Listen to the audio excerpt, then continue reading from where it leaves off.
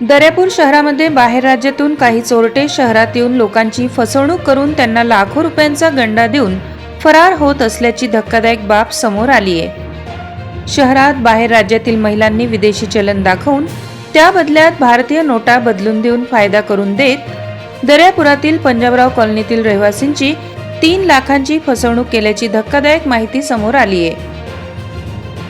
दर्यापुरातील पंजाबराव कॉलनीतील रहिवासी उमेश सुरेश गावंडे यांचे सेतू केंद्र महाराष्ट्र बँक मागे असून त्यांच्या सेतू केंद्रावर बाहेर राज्यातील 2 पुरुष 1 महिला यांनी विदेशी चलन दाखवून आम्ही 11 लाख रुपये विदेशी चलन नोटा तुम्हाला देतो, बदल्यात तुम्ही 3 लाख रुपये द्या असे सांगत फिर्यादी उमेश गावंडे यांच्याकडून 3 लाख रुपये घेऊन फरार झाले। फिर्यादी यांच्या लक्षात आल्यानंतर त्यांनी दर्यापूर पोलीस स्टेशन येथे 27 जुलै रोजी तक्रार दाखल केली। सदर तक्रारीनंतर दर्यापूर पोलिसांनी आरोपींचा शोध घेणे सुरू केले। पोलिसांना मिळालेल्या गुप्त माहितीनुसार सदर महिला आरोपी व पुरुष हे मूर्तिजापूर येथे भाड्याने रूम करून राहत असल्याची माहिती मिळाली।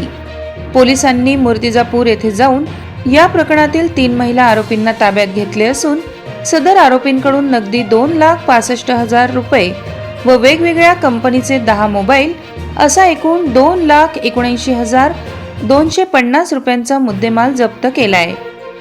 या प्रकरणात बाहेर राज्यातील आरोपींवर विविध ठाण्यात चोरीचे गुन्हे सुद्धा दाखल असल्याची माहिती आता समोर आलेली आहे।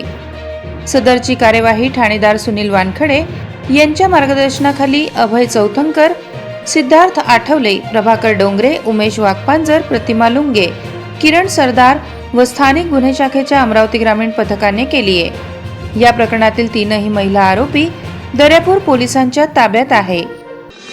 अशाच वेगवान घडामोडी पाहण्यासाठी आताच आमच्या जनविकास न्यूज चॅनलला सबस्क्राइब करा आणि रहा रोज